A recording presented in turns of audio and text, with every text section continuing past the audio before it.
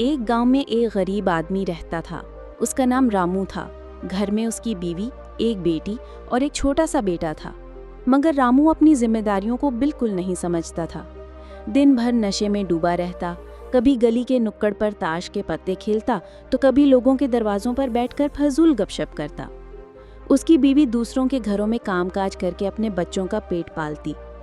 वो सुबह से शाम तक मेहनत करती ताकि घर के चूल्हे में आग जल सके। अगर एक दिन भी वो काम पर ना जाए तो बच्चों को भूखा सोना पड़ता। बेचारी औरत दिन रात की मशक्कत के बावजूद खामोश थी, क्योंकि वो अपने बच्चों को छोड़कर कहीं जा नहीं सकती थी। रामू को ना बीवी की थकान का एहसास था और ना बच्चों की भूख की फिक्र। शाम को वो नशे में घर आता और अपनी बीवी पर चीखता चिल्लाता। कई बार उसने उसे मारा भी। गांव के लोग समझाते कि रामू, काम धंधा करके अपने बच्चों का पेट पालो, ये वक्त यूं जाया ना करो।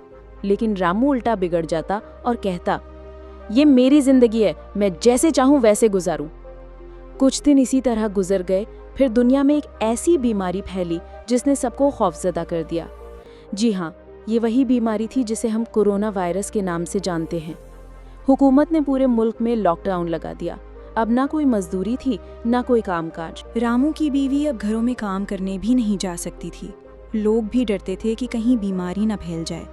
घर में ना अनाज का एक दाना बचा था, ना पैसों का कोई सिक्का। गुर्बत ने उनके दरवाजे पर डेरा डाल लिया।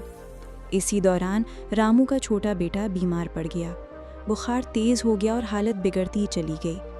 अब रामू को एहसास हुआ कि घर के लिए कुछ करना ज़रूरी है। वो गांव वालों के पास गया और पैसे मांगने लगा, लेकिन सब ने साफ जवाब दिया, जब हम तुम्हें समझाते थे तब तो मजाक उड़ाते थे, अब हमारे पास भी कुछ नहीं है जो हम तुम्हें दे सकें। रामू बेबस हो गया। वक्त पर इलाज ना मिलने के बायस बेटे की हालत और ख़राब होती गई। आखिरकार उसकी बीवी ने जहां वो पहले काम करती थी वहां से कुछ पैसे उधार मांगे। बड़ी मुश्किल से चंद रुपए मिले। रामू अपनी बेटे को कंधे पर उठाए गांव के बाहर अस्पताल की तरफ दौड़ा।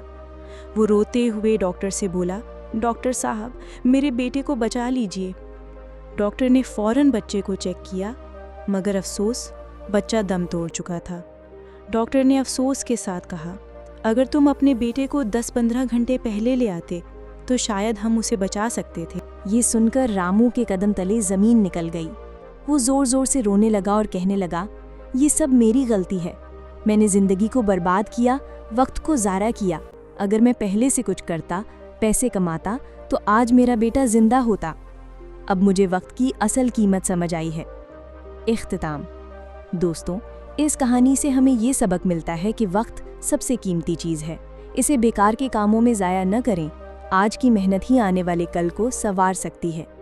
अगर आपको ये कहानी पसंद आई तो लाइक करें, शेयर करें और हमारे चैनल को सब्सक्राइब करना ना भूलें।